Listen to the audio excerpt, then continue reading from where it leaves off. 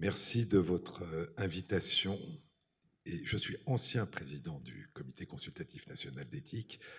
Merci de votre invitation. Et je dois dire que j'ai l'impression de ne pas avoir grand-chose à dire après avoir entendu l'intervention de Frédéric Ruby. Je pense, le poète John Keats disait que rien ne devient jamais réel tant qu'on ne l'a pas ressenti.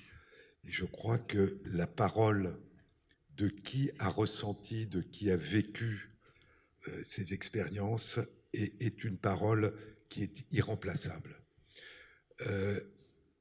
Quelques mots peut-être sur ce que vous évoquiez, le caractère abstrait ou le caractère un peu déconnecté que peut avoir la génétique, ou que peut avoir d'ailleurs toute pratique dite scientifique quand elle est appliquée à quelque chose qui nous touche profondément.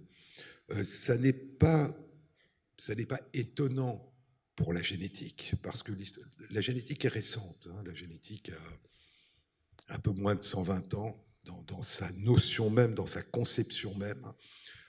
Elle a été découverte il y a 150 ans, mais comme personne ne savait qu'elle avait été découverte, elle n'a été redécouverte qu'au début du XXe siècle.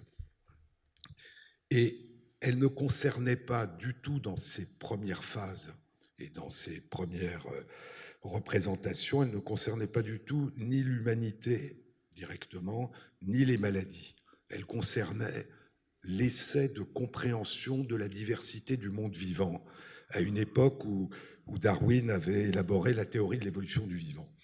Et comme vous le savez, un moine augustin en Moravie, dans la ville de Brno, qui étudiait la reproduction des pois, donc des plantes, a décrit les lois de l'hérédité, ce qu'il appelait les éléments qui construisent les formes, dans un article au titre très modeste, Essai sur l'hybridation des plantes, qui était publié dans une petite revue en langue allemande et qui est donc complètement passé inaperçu, dont on a retrouvé d'ailleurs un exemplaire dans la bibliothèque de Darwin après sa mort, alors que Darwin a cherché pendant toute sa vie à essayer de comprendre les lois de l'hérédité sans jamais y parvenir. Et donc c'est au début du XXe siècle que des botanistes vont redécouvrir les travaux de Mendel et élaborer la notion de gène, et puis ensuite la notion de génétique. Donc c'est une histoire de plantes. Et puis le fait que les gènes sont localisés à un endroit particulier, puisqu'il y a des éléments particuliers qui semblent déterminer l'hérédité d'un certain nombre de caractères biologiques, mais sont des notions totalement abstraites. Et donc la question va être où est-ce que ces éléments peuvent être localisés? Et c'est en étudiant des oursins que des chercheurs à la fin du XIXe siècle vont dire c'est sans doute dans les chromosomes à l'intérieur des noyaux des cellules.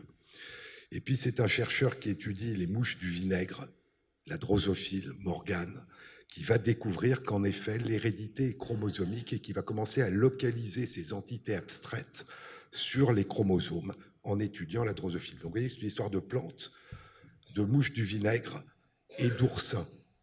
Et puis c'est une histoire de mathématiques, d'où le côté abstrait. Les premières grandes études génétiques dans les années 1910-1920 seront faites par 3 généticiens des populations qui vont essayer de comprendre comment la répartition, les mélanges, la reproduction dans des populations peut amener à ce que des caractéristiques changent dans des populations animales, de plantes ou d'êtres humains. Et donc c'est des calculs abstraits à partir d'entités abstraites. Et donc c'est des plantes, des oursins, des mouches du vinaigre et des mathématiques. Et puis, ça commence à être des bactéries. Et un chercheur anglais, Fred Griffiths, va découvrir que des bactéries mortes peuvent transmettre des informations héréditaires à des bactéries vivantes. Et c'est la première fois qu'on s'aperçoit, c'est une des particularités des bactéries, que des bactéries peuvent transmettre quelque chose, y compris lorsqu'elles sont mortes. Et donc il appelle ça un principe transformant, mais il ne sait pas ce que c'est. Et il y a un chercheur qui est très intéressé par cette découverte, qui s'appelle Oswald Avery, qui est à l'Institut Rockefeller aux États-Unis, qui va essayer de chercher la nature de ce principe transformant qui permet à une bactérie de donner des caractéristiques particulières héréditaires à une autre bactérie, et qui va découvrir que c'est l'ADN en 1944. Et puis 9 ans plus tard, Watson et Crick vont découvrir la structure en double hélice de l'ADN, et le reste est étudié. Donc, au moment où Watson et Crick découvrent, avec l'aide involontaire de Rosalind Franklin, la structure de l'ADN, c'est une histoire, encore une fois, essentiellement de plantes, d'oursins, de mouches du vinaigre, de mathématiques et de bactéries.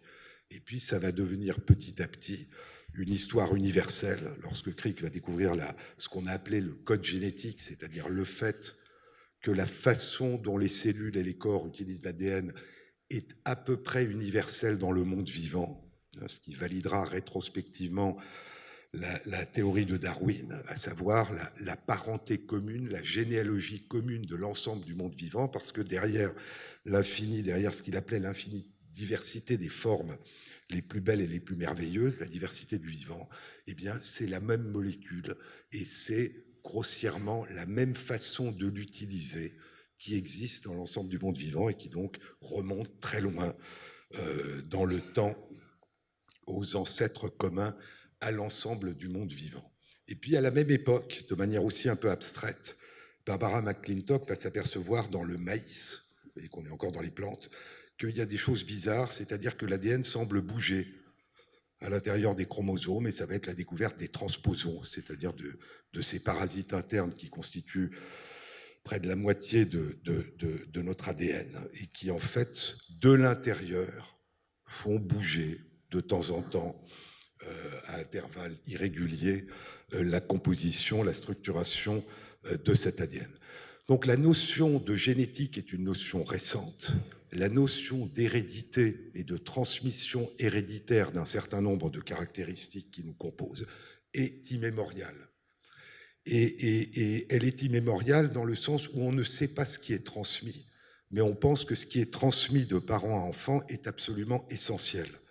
Et donc, le statut, la caste, l'aristocratie, pour Aristote, le fait d'être un homme libre ou un esclave, eh bien, c'est quelque chose qui est considéré comme héréditaire. Et donc, on ne sait pas très bien, mais on a l'impression que les parents transmettent aux enfants un nombre considérable de caractéristiques, d'un point de vue biologique qu'on nomme d'ailleurs de manière un peu, qu'on attribue au sang. C'est-à-dire c'est quelque chose qui court dans nos veines et qui est transmis. Et donc c'est à la fois une représentation de la généalogie, et puis c'est une source au cours de l'histoire, à la fois de révérence pour les personnes, et puis de discrimination, d'exclusion. C'est-à-dire qu'on va ranger les personnes non seulement sur ce qu'on croit qu'elles sont, mais sur ce qu'on croit qu'elles ont reçu de leurs parents et de leurs ancêtres, et ce qu'elles vont transmettre. Et dans la première moitié du XXe siècle, ça conduira à une forme de délire pseudo-scientifique, mais en tout cas exercé par des scientifiques, par des biologistes, qui vont faire une liste extraordinairement large de toute une série de caractéristiques et de comportements humains, et considérer qu'ils se transmettent biologiquement puis génétiquement, puisque c'est contemporain de la découverte et de l'essor de la génétique. Et donc on considérera que la pauvreté, le chômage, l'alcoolisme, la prostitution, la criminalité, etc., toute une série de caractéristiques positives se transmettent biologiquement, génétiquement, de parents à enfants, et ça conduira à essayer d'interférer, d'empêcher de manière brutale et de manière mutilante la capacité de personnes à avoir des enfants, en les stérilisant, en disant on va protéger la collectivité de ce que des personnes transmettent leurs défauts à leur descendance. Donc vous voyez que la naissance de la génétique comme science est contemporaine d'un délire et d'un désastre moral en ce qui concerne ce dont on pense que c'est transmis biologiquement par les parents. Et je dirais que ces deux histoires, une histoire immémoriale de l'hérédité et une histoire récente d'une science qui est la génétique, se sont croisées de manière dramatique dans la première moitié du XXe siècle, aussi bien dans des pays totalitaires que dans des démocraties, et que de manière implicite, inconsciente, elles se croisent souvent, même si c'est de manière beaucoup plus discrète et de manière beaucoup plus invisible, et qu'on a du mal souvent à dissocier ce qui est de l'ordre de la transmission, ce qui est de l'ordre de l'hérédité, ce qui est de l'ordre de la biologie, ce qui est de l'ordre de l'environnement, ce qui est de l'ordre de la culture, et ce qui est de l'ordre de la génétique. Et lorsque la génétique a pris son essor, on a eu tendance à penser que la carte était identique au territoire, c'est-à-dire que ce qu'on pouvait lire dans les gènes définissait ce qu'était une personne, ce qu'elle allait devenir et ce qu'elle allait transmettre, ce qu'on a appelé le déterminisme génétique, dans une vision un peu absolue, avec cette idée assez simple, ce qui est souvent le cas quand les sciences naissent, quand elles débutent, que à un gène correspond une protéine et correspond un effet. Et que donc, si on dresse la liste de l'ensemble des gènes, eh bien, au fond, on dresse la liste de ce qu'une personne va devenir, avec quelque chose de particulier. Vous évoquiez, à juste titre, une forme de sacralisation, une forme en tout cas de particularité qu'on a donnée à la génétique, qui fait que même dans la loi, même dans la pratique médicale, on l'a toujours traité à part des autres examens, même quand un examen radiologique, quand un examen d'imagerie, quand un examen sanguin peut avoir des répercussions extrêmement importantes dans les conséquences qu'on peut en tirer, on a toujours traité ça avec moins de prudence que lorsqu'il s'agissait d'une information génétique. Je m'explique, j'ai toujours été frappé que si on fait par exemple un diagnostic d'hémophilie par test génétique ou par un examen sanguin, eh bien, le conseil génétique, le choix libre et informé, le consentement va être complètement différent. Dans un cas, on prendra des précautions importantes et dans d'autres cas, on fera comme avec un examen banal, alors que la maladie qu'on est en train de diagnostiquer est exactement la même. Et donc, il y a quelque chose d'un peu artificiel à attribuer à un examen une importance, alors que ce qui est important, c'est les conséquences et l'effet du résultat qui demande une préparation, un choix, une discussion, un dialogue, et ce n'est pas la manière dont on a abouti au résultat qui est importante, c'est le résultat qu'on a obtenu. Donc c'est vrai qu'il y a un statut artificiel, qu'on peut expliquer historiquement, qui a été donné aux examens génétiques. Maintenant, il y a quelque chose qui est un peu différent et qui explique sans doute cet état de choses, c'est que lorsque vous faites la quasi-totalité des autres examens, ils vous renseignent sur un état particulier à un moment donné du fonctionnement physiologique d'une personne. Lorsque vous faites un examen génétique, et qu'il ne s'agit pas d'un examen génétique somatique, comme lors d'une tumeur ou d'une mutation, et que ce qui est présent dans ce qui est examiné n'était pas présent, il y a le côté socle. Ce que vous êtes en train d'étudier était là dès la conception. Et donc, il y a quelque chose d'un peu particulier. C'était là dès la conception. Et puis, c'est partagé par les ancêtres, par les descendants et par les apparentés. Et donc, il y a un statut un peu particulier, non pas dans ce qui va en être fait, mais dans la nature de ce qui a été étudié, ce qui explique sans doute une partie de l'importance particulière, parfois absurde, qu'on a donnée à la pratique d'un test génétique. Il y a une conséquence, c'est que quand vous pensez au déterminisme génétique, si ce qu'est la personne et ce qu'elle va devenir est lisible dans son génome, c'est assez surréaliste de penser que lorsque vous avez la première cellule œuf fécondée et que vous faites l'étude du génome, vous sauriez déjà ce que va devenir la personne. Que vous puissiez détecter un certain nombre de particularités, c'est évident, mais savoir ce que cette personne va devenir, ce qu'elle va penser, ce qu'elle va rêver, ce qu'elle va faire, a quelque chose d'absurde. Et d'ailleurs, lorsque vous étudiez génétiquement deux jumeaux vrais, génétiquement identiques, eh bien, ça ne vous dit rien, à part un certain nombre de renseignements sur ce qu'ils vont vivre et devenir. Donc, il y a eu une tendance à surestimer, surinvestir ce qu'on pouvait lire dans les gènes, comme si, encore une fois, il y avait une adéquation, une superposition entre ce qu'était une personne et ce qu'elle allait devenir, et ce qu'on pouvait ou ce qui était écrit, dit-on, puisqu'il y a cette métaphore du livre, dans le génome. Comme vous le savez, ce dont on s'est aperçu, c'est qu'à partir d'un gène, d'abord, c'est que les gènes ne font rien. Vous savez qu'on a un langage métaphorique dans laquelle on prête aux gènes des actions. Les gènes sont utilisés par les cellules à la fabrication de protéines, qui elles-mêmes prennent une forme en 3 dimensions et vont interagir avec d'autres protéines et n'ont d'effet qu'en fonction de leur environnement à l'intérieur des cellules, de la cellule dans laquelle elles sont fabriquées et puis des cellules qui les environnent. Mais à partir d'un gène, une cellule peut fabriquer plusieurs protéines. L'exome dont vous parliez, c'est 1,5% de l'ADN. Et donc aujourd'hui, quand on parle du génome, on ne parle pas de l'ensemble des gènes que les cellules utilisent à fabriquer des protéines, c'est-à-dire 1,5% de l'ADN.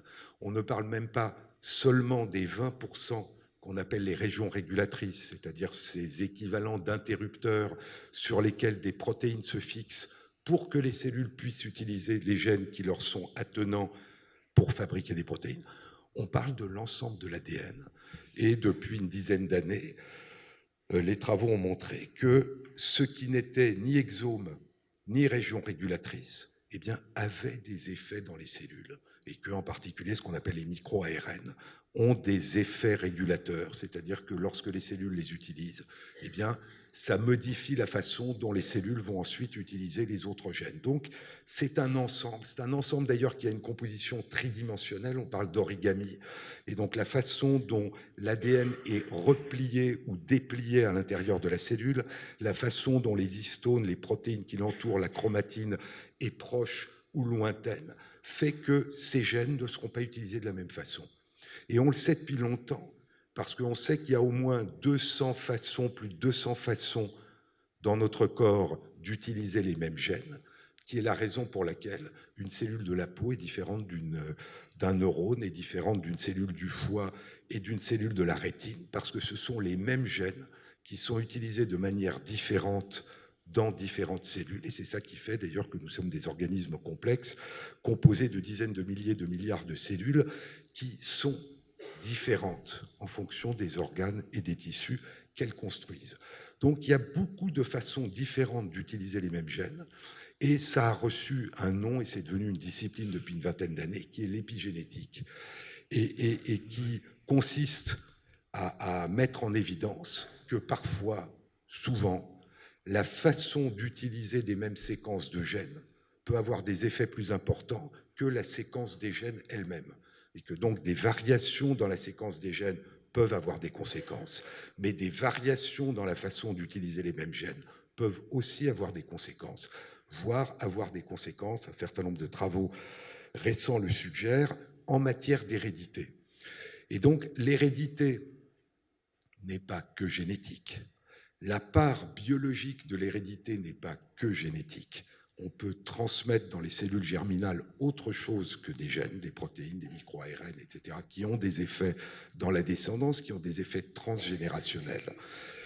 Même si ces effets sont en général moins longtemps transgénérationnels et plus réversibles en fonction du changement de l'environnement que lorsqu'il s'agit d'une modification de la séquence des gènes. Et puis, tout ce qui est de l'ordre de l'hérédité, ce qui est une évidence, n'est pas d'ordre biologique. Et donc, il y a un certain nombre de travaux qui montrent que, par exemple, lorsque l'environnement d'un nouveau-né, dans toute une série d'espèces animales, est le même que celui des parents, eh bien, par des mécanismes épigénétiques, on peut reproduire un certain nombre d'éléments qui se sont passés dans la génération d'avant, tout simplement parce que l'environnement, qu'il s'agisse d'un environnement naturel ou qu'il s'agisse d'un environnement social chez les mammifères, va entraîner une même façon d'utiliser les gènes, et une même façon d'utiliser les gènes, eh bien, va produire un certain nombre de caractéristiques biologiques ou comportementales semblables. Donc, quand on parle d'hérédité, souvent, on ne sait pas très bien, indépendamment de l'hérédité culturelle, de l'hérédité environnementale au sens large, on ne sait pas très bien de quoi on parle exactement. Il y a une composante génétique, il y a une composante biologique qui n'est pas génétique et qui est transmise dans les cellules germinales, et puis il y a une composante épigénétique qui est extraordinairement complexe et extraordinairement large. Un petit mot encore sur des termes qu'on utilise. Vous avez évoqué les termes. On parle souvent de gènes normaux et de gènes mutés, comme si il y avait un génome normal et puis il y avait des mutations qui survenaient. en fait, tous nos gènes sont mutés. Je veux dire, si nous sommes des êtres humains et pas des primates non humains ou pas des petits mammifères ou pas des levures, c'est parce que nos gènes n'ont cessé de muter. Et donc, ces gènes que nous considérons comme humains sont des gènes qui ont muté et qui continuent à muter. Et donc, le problème n'est pas qu'il y a des gènes normaux et des gènes mutés.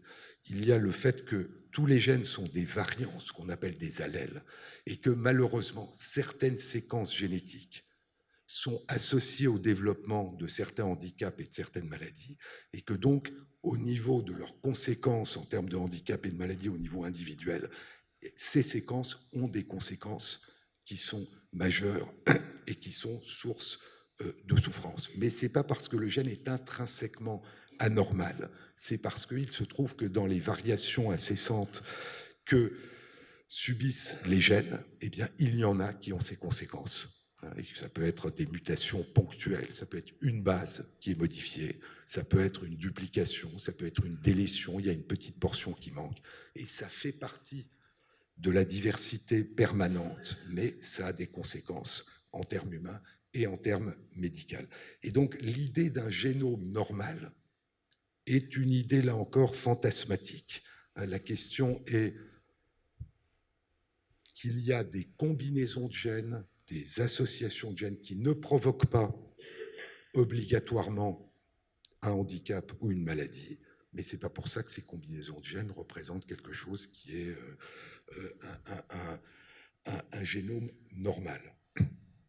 Je vous ai parlé de la complexité. Il y a aussi une complexité d'interaction et il y a une complexité de vitesse d'utilisation. Il y a des travaux récents qui ont été publiés cet été chez des animaux un peu différents de nous et qui montrent qu'on peut créer artificiellement une série de modifications dans l'ADN qui, d'habitude, entraînent des problèmes de développement embryonnaire. Et si artificiellement, et Morgan s'en était aperçu chez les mouches du vinaigre en 1915, si artificiellement on ralentit le développement en diminuant la quantité de ressources nutritives dont l'embryon dispose, donc il y a moins de sources d'énergie, et donc tout se passe plus lentement, eh bien il n'y a pas de problème de développement. Et donc la rapidité du développement demande, plus un développement est rapide, un développement embryonnaire, et plus le nombre de mécanismes régulateurs qui doivent être impliqués est important. Et donc vous avez toute une série de mécanismes de régulation génétique, de gènes qui sont utilisés au cours du développement, qui sont des freins, qui font en sorte que le développement se passe suivant certaines séquences. Et si vous ralentissez le développement, eh bien vous avez moins besoin de freins. Et donc ce qu'on appelle un développement normal ou un développement qui entraîne des handicaps ou des maladies dépend aussi de la vitesse du développement et donc est quelque chose de relatif. Et ce qu'on voit dans le développement humain, eh bien c'est ce qui s'est fixé au cours de l'évolution, qui sont des vitesses et des consommations d'énergie qui existent, mais qui sont encore qui sont pas quelque chose d'absolu. Certes, la présence de certaines séquences génétiques est nécessaire parce que le développement a certaines modalités. Si ces modalités étaient un peu différentes, eh bien, ces séquences génétiques ne seraient pas nécessaires à un développement sans handicap. Donc, ce que je vais vous montrer, c'est qu'on est sorti un peu d'une vision essentialiste de la génétique à une vision beaucoup plus relative, beaucoup plus collective. Vous avez des phénomènes qui sont des phénomènes collectifs qui vont aboutir ou pas à des problèmes de handicap et de maladie. Un dernier point, quand je parlais de gènes normal et gènes mutés, vous le savez bien, certains variants génétiques qui, lorsqu'ils sont présents en double exemplaire, c'est-à-dire sous la forme homozygote, causent des handicaps ou des maladies, eh bien, peuvent, lorsqu'ils sont présents en simple exemplaire, avoir des avantages adaptatifs en protégeant contre des maladies. Et donc, on trouve ces variants fréquents dans certaines populations parce que les personnes qui n'en portent qu'un exemplaire sont protégées contre des maladies et la minorité des personnes qui naissent de parents qui chacun en porte un exemplaire et qui en portent deux vont avoir des maladies. Le premier exemple qui a été montré de manière spectaculaire, c'est l'exemple du paludisme. Et donc la drépanocytose un problème de l'hémoglobine, est due à une séquence génétique qui, lorsqu'elle est présente en un seul exemplaire, n'entraîne aucune maladie et protège contre le paludisme, d'où le fait qu'elle est fréquente dans des régions infestées par le paludisme. Et malheureusement, lorsqu'on porte les 2 exemplaires, on développe cette maladie qui est une anémie falciforme. Donc vous voyez bien que, encore une fois, un gène normal ou un gène pas normal, ça n'a pas beaucoup de sens. Il y a des effets différents de ces variants qui sont quantitatifs, c'est-à-dire qui dépendent du fait qu'on en porte un ou qu'on en porte 2. Et c'est ça qui fait toute la différence entre une protection ou au contraire une maladie, et qui explique la variété des variants, des allèles qui sont propagés au cours du temps dans les populations humaines. Maintenant, dire, que peut-on dire et que peut-on savoir, c'est une question importante, vous l'évoquiez. Dire, savoir, apprendre ce qu'on a ou ce qu'a un enfant, c'est déjà en savoir plus. Arnold Münnich, le généticien Arnold Münnich, cite souvent ce mot de Camus, que mal nommé, c'est ajouter au malheur du monde. Et donc, bien nommé, c'est d'une certaine façon réduire la souffrance de l'incertitude, de l'errance. Et donc, le diagnostic génétique, lorsqu'il est donné à titre explicatif, il y a un handicap, il y a une maladie, et on veut savoir à quoi elle est due. Et donc, on veut savoir aussi à quoi s'attendre. On veut savoir ce que ça signifie. On veut pouvoir partager, vous le disiez, c'est-à-dire que ce qui est incompréhensible parce que c'est unique, bien, devient plus compréhensible si on peut le partager avec d'autres. Donc, dire, savoir, avoir un diagnostic, ne pas errer longtemps avant d'avoir un diagnostic, c'est quelque chose qui est important. On peut vouloir comprendre, il y a toujours un côté de prévention, d'accompagnement, c'est-à-dire que si on sait à quoi s'attendre, on peut faire en sorte que ce qui peut survenir de mauvais ou de bon soit pris en considération. Mais il y a prévenir avant que quoi que ce soit ne survienne. Et ça aussi, c'est ancien. Et ça aussi, ça a été fait indépendamment d'un diagnostic génétique. On peut prévenir une maladie dont l'origine est liée à la séquence de gènes particuliers sans forcément recourir à une analyse des gènes, ce que je disais tout à l'heure. Et donc la prévention de la phénylcétonurie à la naissance se fait sur un test qui n'est pas génétique, consiste en un régime alimentaire assez simple et prévient un handicap intellectuel et développemental de manière extrêmement efficace. Donc on peut aussi savoir ou vouloir savoir pour prévenir, pour empêcher. Et puis, on peut prévenir après la naissance, on peut prévenir avant la naissance, on peut vouloir savoir avant la conception. Et donc, le diagnostic génétique, il peut être postnatal, il peut être prénatal, il peut être préconceptionnel. Et il pose des questions différentes en fonction du moment où il est fait, ne serait-ce que parce que plus on est en amont et plus il s'agit de projection dans l'avenir. On est en train de s'interroger sur la survenue possible de quelque chose dont évidemment les premières manifestations n'ont pas commencé, en particulier quand on est en préconceptionnel. Et là, on arrive à ce que vous évoquiez, mais dans une autre dimension, qui est l'incertitude. C'est-à-dire qu'en dehors de rares maladies monogéniques à pénétrance forte, où malheureusement la probabilité de survenue d'un handicap ou d'une maladie est proche de 100%, pour l'immense majorité des maladies monogéniques, sans parler des maladies polygéniques, c'est une question de probabilité.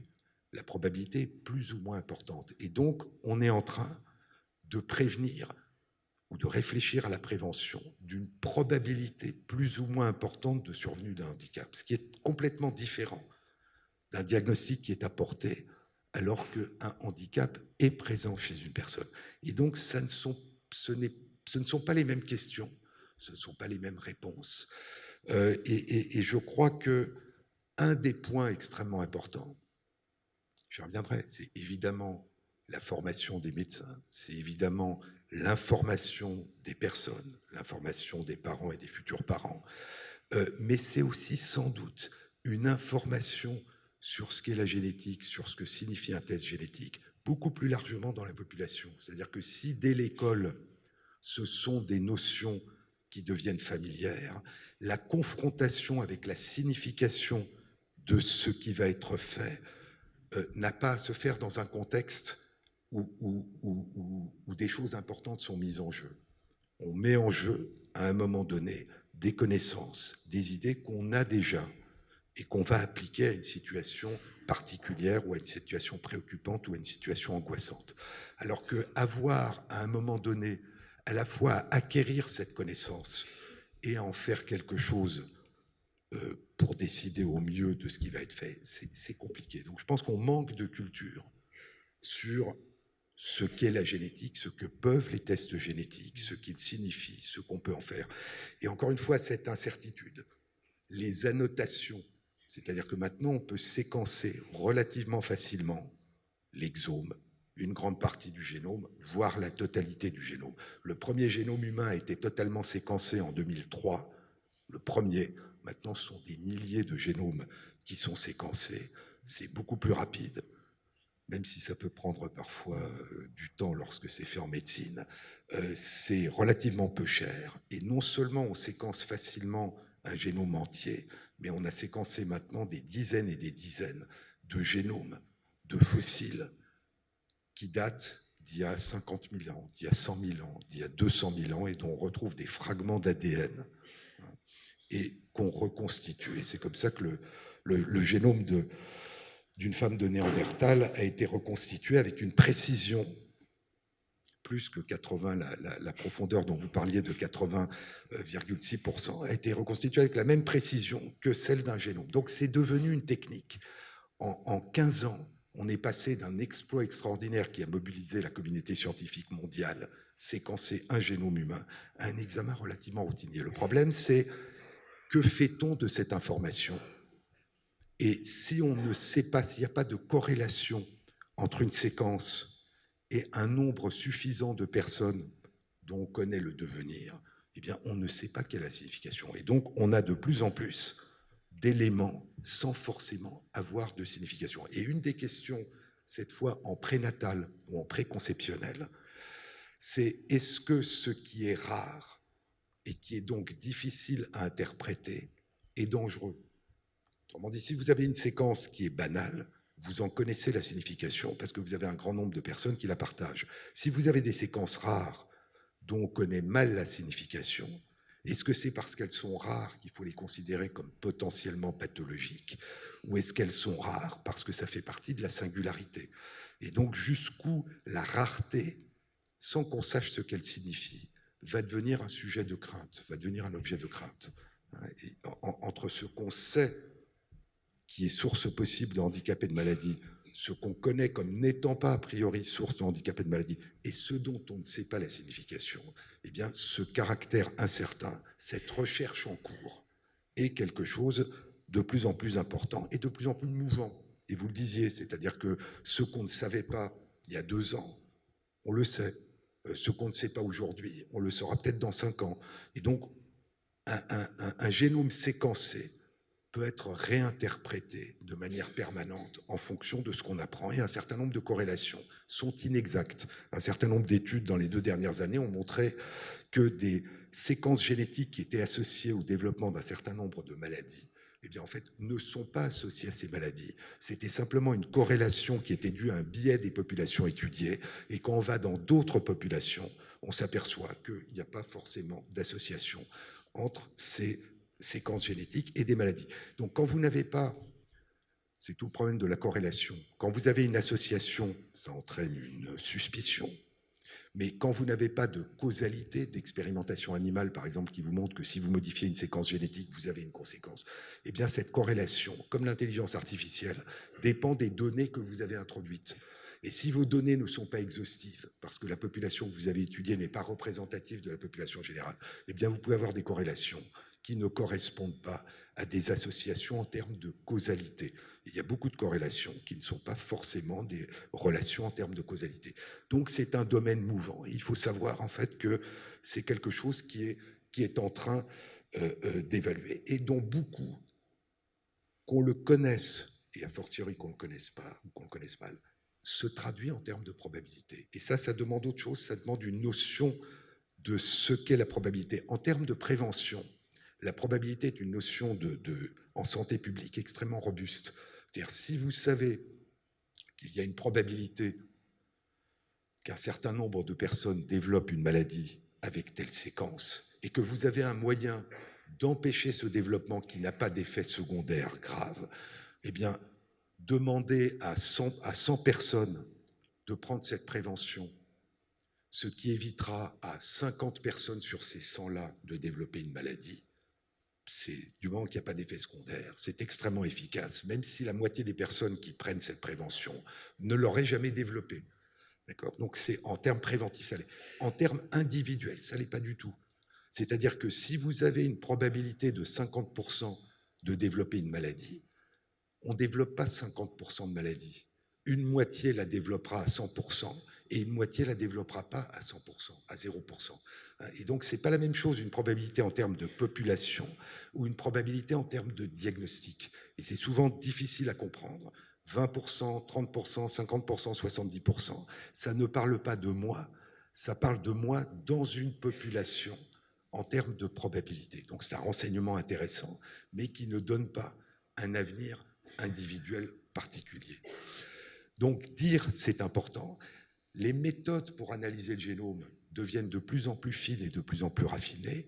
Il y a quelque chose d'intéressant aussi, c'est que les modalités d'intervention sur les maladies d'origine génétique commencent aussi à, dans certaines maladies, dans un nombre encore très réduit, à donner des effets. Comme vous le savez, il y a 19 ans, la première thérapie génique que Alain Fischer a commencé pour les bébés souffrant de déficit immunitaire sévère combiné, qu'on appelait les bébés bulles, a marché. C'était la première thérapie génique qui, avec des effets secondaires graves, mais qui ont pu être corrigés, a donné des résultats. Mais il y a 3 semaines, pour la première fois, comme vous le savez sans doute aussi, 2 grandes études ont montré qu'une trithérapie dans la mucoviscidose semblait avoir une efficacité chez 90% des personnes atteintes de mucoviscidose. En 2012, le premier médicament qui avait été mis au point marchait dans 5% des personnes ayant des mutations. Il y a 1 an, les derniers essais montraient en bithérapie que ça marchait chez 50% des personnes. Les derniers essais qui ont été publiés, des gros essais dans le Lancet et dans le New England Journal of Medicine, montrent que ça marche chez 90% des personnes. Il y a encore 5 à 10% des mutations chez lesquelles ces médicaments n'ont pas d'effet. Ce qui est intéressant, c'est que ça n'est pas une thérapie génique, elle viendra peut-être. Ce sont des molécules qui modifient la forme de la protéine, qui, en raison de la séquence génétique, a une forme modifiée qui entraîne la maladie. Et donc, ça modifie la forme de telle manière que la protéine ne soit pas dégradée à l'intérieur de la cellule. Mais une fois qu'elle est exportée à la surface de la cellule, elle a une forme qui l'empêche de fonctionner. Et donc, les 2 autres molécules permettent à la protéine d'adopter la forme qui lui permet de fonctionner comme canal ionique pour le chlore. Et donc, vous avez 3 molécules qui corrigent, apparemment de manière remarquable, les effets d'une séquence génétique particulière. Et donc, cette idée que pour prévenir ou traiter une maladie ou un handicap qui est dû à une séquence génétique particulière, il faut forcément modifier cette séquence, est encore une fois un peu une vue de l'esprit. Comme souvent en médecine, on peut corriger les conséquences qui sont celles qui importent. La maladie, c'est la conséquence. On n'est pas malade du gène, on est malade des conséquences de l'utilisation de cette séquence génétique par les cellules du corps. Et donc, si on peut modifier les conséquences de cette utilisation, eh bien, on peut prévenir ou guérir ces maladies. Donc, il y a 2 choses qui sont en train de bouger. C'est cette approche qui commence pour d'autres maladies à titre expérimental, d'avoir des médicaments qui corrigent ou qui préviennent des maladies d'origine génétique. Et puis, comme vous le savez, les nouveaux outils de manipulation génétique, de génie génétique, qui ont une précision beaucoup plus importante que les outils précédents, qui semblent, et ça change tous les 6 mois, qui semblent avoir de moins en moins d'effets secondaires, parce que vous savez que l'effet secondaire d'une thérapie génique, c'est de modifier des gènes auxquels on ne voulait pas toucher, et donc qui semblent à la fois de plus en plus précis, avec de moins en moins d'effets secondaires, et donc il est possible que les approches de thérapie génique dans les années qui viennent soient des approches qui n'étaient pas envisageables il y a encore quelques années. Donc je crois que les choses sont en train de bouger et que la génétique de science, un peu comme l'a longtemps été la neurologie, comme science de description de ce qui ne peut pas être modifié, est en train de devenir une science de description de ce qui peut être modifié. Il y a un point important, c'est le temps. 1989, c'est la découverte des séquences, des premières séquences de gènes, vous savez qu'il y en a plusieurs centaines, des premières séquences de gènes qui sont responsables de la mucoviscidose. 2019, les premiers traitements efficaces, c'est 30 ans. Et ça peut complètement changer à partir du moment où ces seuils sont passés. Pour d'autres maladies, ça peut être 5 ans, ça peut être 10 ans, ça peut être 3 ans. Donc je crois qu'on est à un moment où les choses sont en train de bouger. Dire, comme je vous le disais, mettre une étiquette, c'est à la fois rendre un service et c'est prendre le risque de réduire et d'emprisonner. Camus disait que mal nommé, c'est ajouter au malheur du monde. Maurice Blanchot, dans le livre à venir, disait que nommer est cette violence qui met de côté ce qui est nommé au profit de la commodité d'un nom. Et à partir du moment où on a trouvé un nom, on croit que ce nom résume ce qu'on est en train de nommer.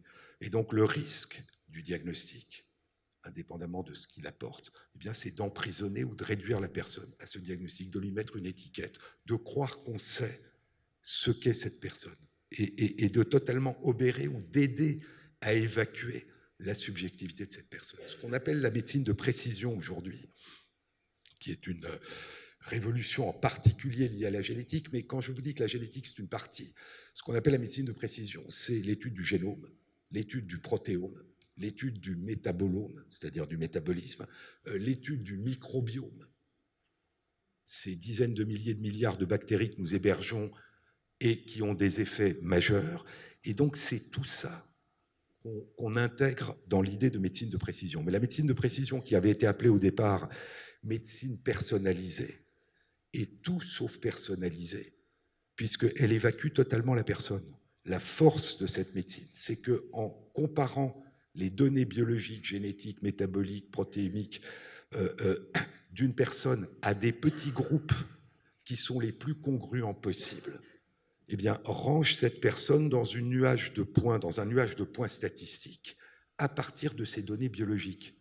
Et c'est donc en comparant la personne à des données biologiques d'autres personnes comparables qu'on peut essayer d'intervenir de la manière statistiquement la plus robuste. Chez des personnes qui ont un cancer, c'est d'autant plus frappant que pour essayer de trouver le meilleur traitement contre la tumeur, on va essayer de ranger le génome, le protéome, le transcriptome de cette tumeur avec les tumeurs qui ressemblent plus chez d'autres personnes. Mais pour éviter les effets secondaires du traitement antitumoral, on va ranger le génome de la personne avec les autres personnes dont le génome lui ressemble plus. Donc vous voyez que la personne est découpée en ce qui concerne sa tumeur, en ce qui concerne son génome, en différents groupes qui vont permettre d'intervenir. Là-dedans, la personne disparaît totalement. On connaît tout, sauf la personne, sauf ce qu'elle pense, ce qu'elle veut, ce qu'elle rêve, ce qu'elle craint. Et donc, il y a un risque dans une médecine, dans une vision trop technique de la médecine et de la génétique en particulier, de croire qu'on s'adresse à une personne, alors qu'on s'adresse à une singularité biologique dont on ne peut d'ailleurs, à laquelle on ne peut rendre service que parce qu'on l'a apparié à d'autres. Vous savez que la médecine aujourd'hui, elle est fondée sur des preuves. Et les preuves, elles sont statistiques. C'est-à-dire que si je traite une personne sans savoir ce que ce traitement donne à d'autres personnes, eh bien c'est quelque chose qui n'est pas de la médecine fondée sur des preuves. Les preuves sont statistiques. Et donc, elles ne s'adressent pas à une personne, elles s'adressent à une personne rangée dans un groupe. Et donc, il faut réintroduire la personne, l'enfant, le parent, la famille, comme étant des êtres humains et leur subjectivité, indépendamment de tout ce qu'on peut apprendre.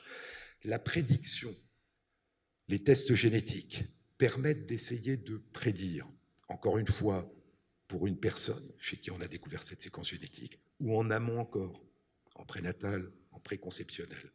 Vous savez qu'aujourd'hui, on peut, dans une goutte de sang, à quelques semaines de grossesse, faire le génome entier d'un fœtus chez une femme enceinte. Et donc, qu'est-ce qu'on fait de cette information? Qu'est-ce qui est utile à la mère et aux parents? Qu'est-ce qui est incertain? Qu'est-ce qui est inquiétant? Qu'est-ce qui est source d'une décision rationnelle? C'est compliqué. Plus on en sait, et plus c'est difficile de gérer cette information qui est faite de certitude, de semi-certitude, de probabilité ou d'incertitude complète. Et donc, dans la prédiction, d'abord, dans la quasi-totalité des cas, les prédictions sont probabilistes, encore une fois. Donc, elles ne vous disent pas quelque chose sur la personne, elles vous disent quelque chose sur un groupe auquel on a rattaché la personne. C'est important, les probabilités. Quand on a découvert les statistiques, c'était une nouvelle science. C'était mesurer son degré d'ignorance. C'est important de savoir que je suis ignorant à 30% ou à 20% ou à 10%. Vu du côté positif, c'est je sais à 30%, à 70%, à 80%. Mais on mesure son ignorance et donc la relativité de sa connaissance. C'est extrêmement puissant. D'un point de vue individuel, c'est beaucoup plus aléatoire. L'autre problème des prédictions, c'est qu'elle a tendance à rabattre l'avenir sur le présent. C'est comme si l'avenir s'était déjà déroulé. C'est comme si je savais déjà ce qui allait advenir dans 5 ans, dans 10 ans, dans 20 ans, et que donc le temps perdait son épaisseur. Le deuxième problème, c'est que ça focalise. Si je sais une chose de mon avenir, et évidemment tout le reste je ne le sais pas, la seule chose que je sais de mes avenirs possibles prend une importance disproportionnée. C'est-à-dire que par rapport à tout ce qui peut m'advenir, c'est ça que je sais.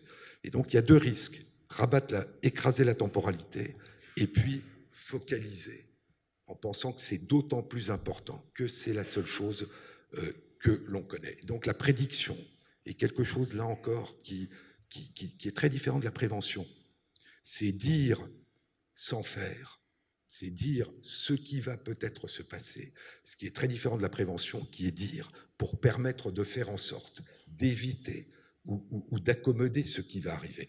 Et c'est très différent du dire du diagnostic, qui est savoir, pouvoir comprendre ce qui est en train de m'arriver. Donc vous voyez que les temporalités, le degré d'incertitude sont complètement différents dans tous ces cas. Un des points qui me paraît essentiel, alors il y a un point qui a été évoqué qui est important, c'est que maintenant on fait du séquençage à haut débit. Et donc il y a toute une série de façons de penser et de faire, et de lois d'ailleurs que le législateur a inscrit et qu'il est en train sur lesquelles il est en train de réfléchir dans le cadre de la révision des lois relatives à la bioéthique, dans lesquelles on a placé ce qu'on a appelé les tests génétiques. Un test génétique, c'était aller chercher la séquence d'un gène parce qu'on pensait qu'il allait donner une réponse à la question qu'on est en train de se poser. Et donc, on a mis en place le processus de conseil génétique, qui est une des formes du choix libre et informé, qu'on appelle le consentement libre et informé, qui est un terme que j'aime pas beaucoup parce que consentir, c'est dire oui, alors que le choix libre et informé, c'est la possibilité de dire oui, c'est la possibilité de dire non, ou c'est la possibilité de faire un choix au-delà du oui et du non. Et donc, si on l'avait appelé le processus de refus libre et informé, tout le monde aurait dit pourquoi est-ce que vous pensez que la personne va refuser? Pourquoi penser que la personne va consentir? Donc, c'est un choix, c'est un processus de choix libre et informé. Ce processus de choix libre et informé consiste à ce que la personne comprenne de quoi il s'agit et décide si elle préfère savoir ou ne pas savoir avant qu'on ne fasse le test. Bon. À partir du moment où, pour répondre à une question précise, vous allez séquencer la quasi-totalité du génome, vous pouvez avoir des réponses qui ne correspondent absolument pas à la question. Vous pouvez même avoir la circonstance où nous avons fait ce test pour savoir si telle séquence de gènes était impliquée. La réponse est non. Mais nous avons trouvé plein d'autres choses dont nous n'avions pas discuté, puisque nous n'avions aucune idée que nous allions éventuellement les trouver. Parmi ces choses, il y a des séquences qui peuvent avoir des conséquences en termes de probabilité. Et puis il y a des séquences un peu bizarres qu'on a trouvées. On ne sait pas très bien ce qu'elles veulent dire, mais elles sont rares. Qu'est-ce qu'il faut dire à la personne? Qu'est-ce que la personne veut entendre? Est-ce qu'elle veut savoir des choses pour lesquelles elle n'avait pas décidé de faire le test? Et est-ce qu'elle veut savoir qu'il y a des choses pour lesquelles on n'a pas de réponse? Ou est-ce qu'elle ne veut savoir que les choses pour lesquelles il y a des réponses précises, voire que les renseignements pour lesquels elle a fait le test? Et donc ce qu'on a appelé depuis longtemps le droit de savoir et le droit de ne pas savoir, c'est-à-dire qu'il y a longtemps eu le mensonge, je vous raconte ce que je crois qui est bon pour vous, parce que c'est ce que je pense qui est le mieux. Mais le contraire du mensonge, c'est pas la transparence absolue ou le savoir obligatoire. Vous êtes obligé de savoir ce que j'ai appris sur vous. C'est le droit de savoir ce que vous voulez savoir ou pas. La consultation depuis des années, depuis longtemps, d'Alexandra Dur à la Pitié-Salpêtrière, chez laquelle venaient des adultes venant de familles dans lesquelles un parent avait une maladie de Huntington, et comme vous le savez, c'est une maladie génétique dominante, donc il y a une probabilité sur 2 d'avoir hérité du gène qui est lié au développement de la maladie. Donc c'est des adultes. Pourquoi? Parce que l'idée était qu'on ne va pas faire peser à des enfants une connaissance en leur faisant un test pour lesquels il n'y a aujourd'hui aucune démarche de prévention, mais qui les obligera à savoir ce que peut-être ils n'auraient pas voulu savoir s'ils étaient adultes. Donc vous êtes adulte, vous allez à la consultation. Si vous faites un test en ligne, si vous allez acheter un test en ligne, vous faites le test et vous avez la réponse. Quand vous allez à la consultation, en moyenne, chez Alexandra Dur, la moitié des adultes qui venaient pour faire le test, après le processus de conseil génétique, de réflexion et d'information, décidaient qu'ils préféraient ne pas le faire. Donc, vous voyez la différence entre un test en accès direct, si je veux le faire, je le fais, et un dialogue qui va me permettre de réfléchir et de m'approprier cette réflexion et d'exercer mon droit de savoir ou de ne pas savoir. Comment, avec un séquençage complet du génome, se négocie le respect du droit de ne pas savoir et du droit de savoir? C'est quelque chose de compliqué, parce que tout ce qui a été établi dans un cas où on faisait un test génétique, et on ne faisait que le test pour la séquence génétique qu'on cherchait.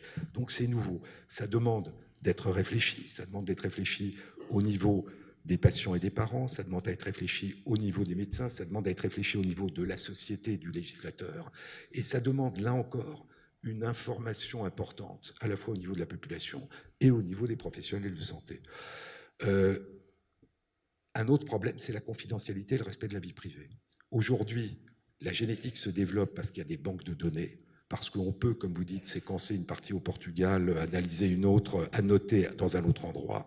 Comment est-ce qu'on protège la confidentialité? Vous savez que le respect de l'anonymat, la protection de l'anonymat est relativement illusoire quand il s'agit de données génétiques identifiantes. C'est un peu comme faire l'anonymat sur une photo d'un visage. C'est assez difficile. Une séquence d'ADN, c'est un peu comme une photo d'un visage parce que c'est singulier, ça n'appartient qu'à une personne. C'est pas comme une glycémie ou un chiffre de tension artérielle. Donc c'est pas évident. Comment on fait quand on sait que encore récemment des hôpitaux vendent à Google des données médicales avec les renseignements individuels aux États-Unis des patients sans leur consentement et sans leur avoir demandé, parce que ça permettra à Google de développer des analyses d'intelligence artificielle qui aideront? Comment faire cet équilibre entre ce qui est nécessaire au développement d'une recherche qui apporte en termes de diagnostic, de compréhension, de prévention, et en même temps un respect du caractère privé, confidentiel des données qu'on recueille et d'éviter l'exploitation qui est ici. C'est compliqué là aussi. Et on sent bien que les sociétés sont tiraillées entre l'envie d'utiliser au maximum les données génétiques et puis la nécessité de protéger la confidentialité, de protéger les modalités d'utilisation, de demander aux personnes ce qu'elles en pensent. Et donc vous voyez qu'il y a quelque chose de complexe à réfléchir. Et puis le point essentiel que j'évoquais tout à l'heure, c'est la personne derrière.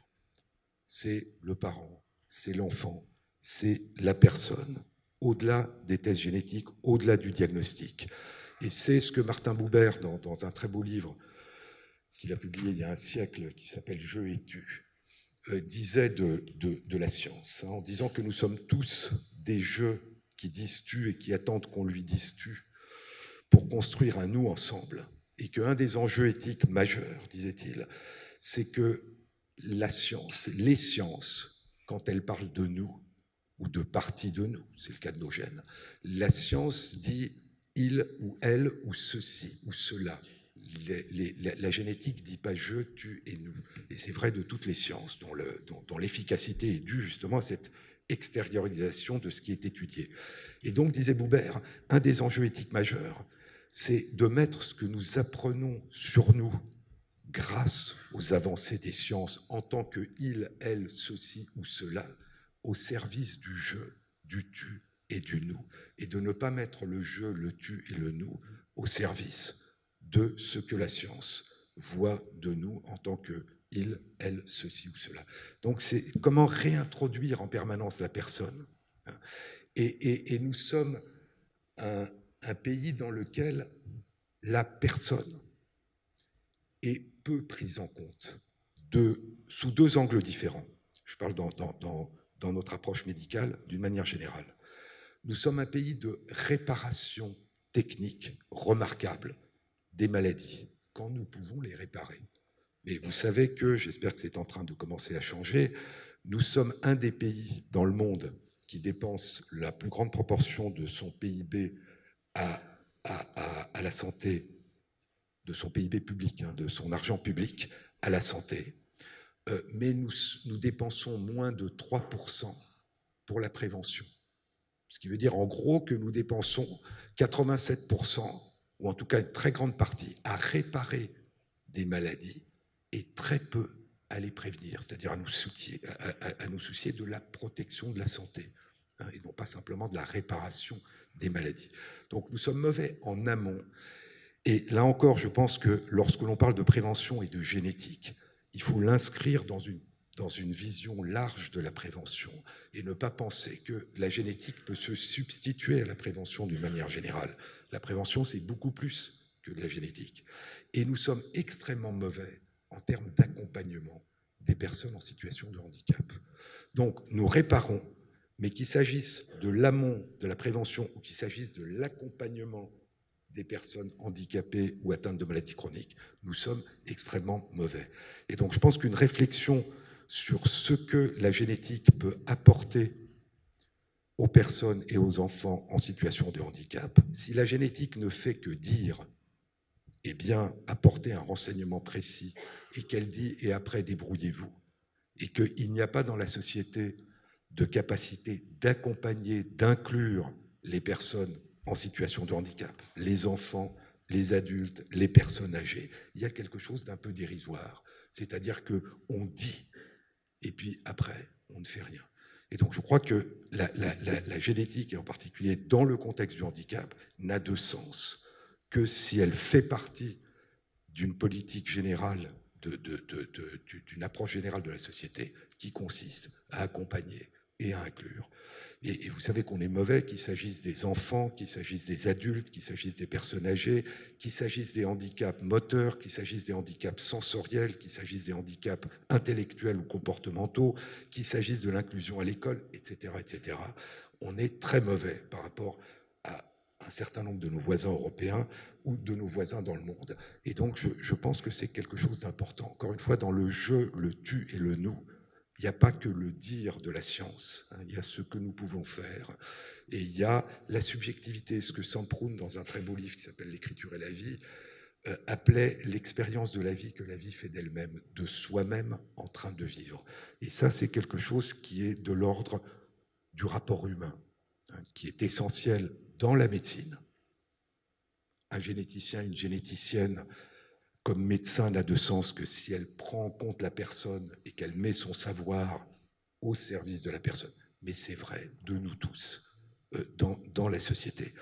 Et on parle souvent, à juste titre, de la loi de 2005, février 2005, sur l'égalité des droits et des chances, la participation et la citoyenneté des personnes handicapées. On parle rarement, ce qui m'étonne toujours, de la Convention de 2006 de l'ONU relative aux droits des personnes handicapées, qui date de 2006 et que la France a ratifié en 2010. Et qui demande une inclusion de manière beaucoup plus précise et importante que ne le fait la loi de 2005. Donc nous avons une loi qui est une convention internationale qui s'applique à nous, qui dit plus de choses que la loi de 2005 et que nous prenons assez peu en compte. Et donc je crois que, encore une fois, il faut voir ce que les sciences et la connaissance peuvent nous apporter, et la génétique est une science extraordinaire et en pleine évolution, dans un contexte qui est l'accompagnement, l'inclusion, le devenir des personnes. Vous parliez des mots, étiquette. J'ai toujours été frappé par les mots. Dans notre pays, on dit qu'on place les personnes. On place les personnes âgées dans des EHPAD, on place des personnes handicapées dans des institutions. On ne dit pas qu'on les accueille.